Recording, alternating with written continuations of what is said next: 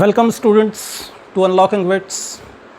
As you know, we have been journeying through subordinate clause under the topic analysis.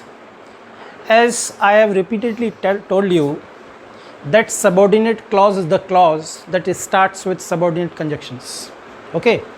Second thing, I have taught you about some conditions where no conjunction appears, still there is some subordinate clause. This chapter I have already taught you. See, all the subordinate conjunctions, most of them I have taught you about. After that, I am giving you a list. You just go through the list, and most of the conjunction I have explained, and some of them do not have any need to be explained, so I am not explaining them. For example, because is very popular conjunction, and there is no mistake in using because at this level. So especially I have taken conjunctions where mistakes are probable. So you see, this is the board, and on this board 18 conjunctions have been written down. Just note them, learn their meaning, so this is the list of subordinate conjunctions. Most of them are already gone through your writs. Now I am just repeating as this I have taught to you: as if, as much as far as, according as soon as long as, so long as, before and after. These two conjunctions I have not taught you because there is no need for them to be taught. They are very popular conjunctions.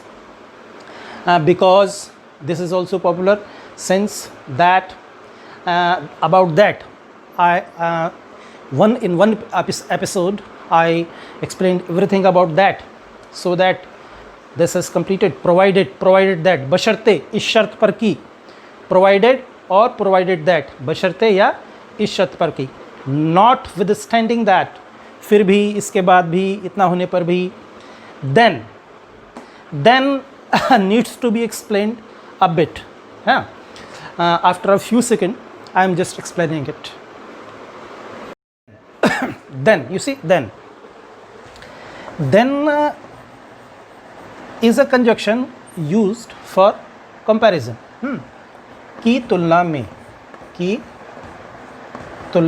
में.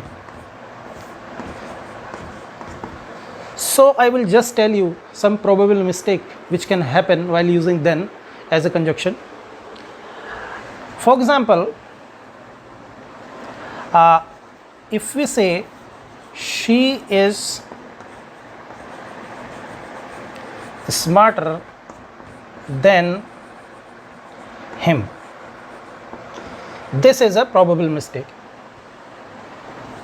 जो मैं आपको बताना चाह रहा हूँ वो ये है कि then के बाद जो प्रोनाउन आप लेंगे, ठीक है, वो नॉमिनेटिव केस में होगा, ऑब्जेक्टिव केस में नहीं होगा. यानी कि वो मी नहीं होगा, वो आई होगा, ठीक है, वो अस नहीं होगा, वो वी होगा, वो यू होगा, वो देम नहीं होगा, वो दे होगा, ठीक है, वो हर नहीं होगा, वो शी होगा, वो हिम नहीं होगा, वो ही होगा. यानी कि आपने जो कंपैरिजन किया है, और कंपैरिजन आपने किसने के बीच में किया है, इसके बीच में और इसके बीच में, ठीक है. तो ये नॉमिनेटिव केस में है, तो ये भी नॉमिनेटिव केस में रहेगा. अब आप ये कहेंगे कि अगर ये ऑब्जेक्टिव केस में, तो क्या ये ऑब्जेक्टिव केस में रहेगा? नहीं रहेगा, क्योंकि कोई भी सेंटेंस ऑब्जेक्टिव केस के प्रोनाउन से शुरू नहीं होता है. यानी कि कोई भी सेंटेंस आप ऐसा नहीं देखेंगे कि जो कि दम से शुरू हो जाए, या हिम से शुरू हो जाए, या अस से शुरू हो जाए, ऐसा नहीं होगा ना. इस जो भी सेंटेंस शुरू होगा, अगर वो किसी प्रोनाउन से शुरू हो रहा है तो फिर वो नॉमिनेटिव केस से शुरू होगा. I, you, they, we, he, she, it, जो भी हो. तो इसलिए हमें ध्यान रखना है कि after then there will be no objective case, है ना, and I have made this cross sign कि ये चीज़ें नहीं होंगी। एक बात देन के बारे में आपको ये याद रखनी है, ठीक है, ये बात आपकी समझ में आ गई होगी। दूसरी बात क्या है कि you should be very aware of the sentences of comparison. देखिए कंपैरिजन जो होता है वो सेम चीज़ों में होता है, जैसे my shirt is costlier then you. ये सेंटेंस में कई बार इस तरह के सेंटेंसेस सुनता हूँ, देखता हूँ, बड़ा मज़ा भी आता है। मज़ा इसलिए आता है, you just go through the meaning of this sentence. I am saying that my shirt is costlier than you. Is it possible? Is it possible that a shirt is costlier than a person? So you see, हमने क्या किया है, इसमें और इसमें comparison कर दिया है। ध्यान रखिए कंपैरिजन हमें यहाँ पर किस में करना है, क्या क्या होगा इसका, हाँ तो उसको करेक्ट कैसे करेंगे, then your shirt, then your shirt, है ना, हाँ, देन या तो या फिर योर्स, ये भी सही कहा इन्होंने। तीसरी एक और चीज़ हो सकती है इसमें जो कि नॉर्मली क्वालिटेटिव सेंटेंसेस में होती है, नहीं, देन दैट ऑफ यू। आप सही है, ये दैट मतलब ये प्रोनाउन है, इसके लिए समझो, देन शर्ट ऑफ यू, ठीक है। तो आपने सीखा होगा इससे कि जो कंपैरिजन होगा वो बड़ा सावधानी से करना है, ठीक है। कंपैरिजन करते समय you should be very cautious about कि उनमें जो हम तुलना कर रहे हैं वो ठीक तुलनाएं हों। तो ये 3 तरह से करेक्ट किया जा सकता था। देन योर शर्ट, जो कि कहना बहुत भद्दा लगता है क्योंकि my shirt, your shirt, then yours, ये कहा जाता है, बोलने में तो बहुत बोला जाता है, लेकिन ये बड़ा प्रचलित, अच्छी अंग्रेज़ी का प्रचलित कंपैरिजन है, देन दैट ऑफ यू। अच्छा, ये सिर्फ दैट में ही इस्तेमाल नहीं होता, सॉरी देन के केस में इस्तेमाल नहीं होता, डिफरेंट फ्रॉम में भी इस्तेमाल होता है, क्योंकि डिफरेंट फ्रॉम भी एक प्रकार का कंपैरिजन है, वो भी मैं उसके बारे में भी बात करेंगे अभी। अब दूसरा एग्जाम्पल हम लेंगे,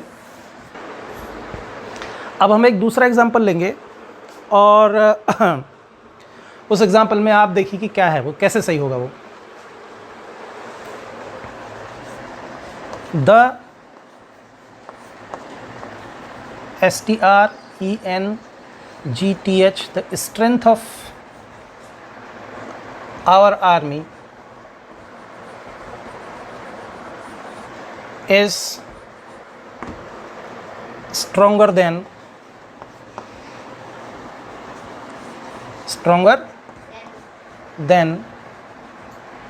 China.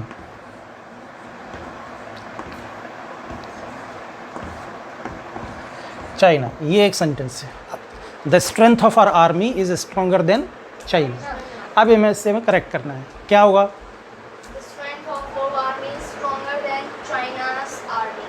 एक तो ये सही है ना, दूसरा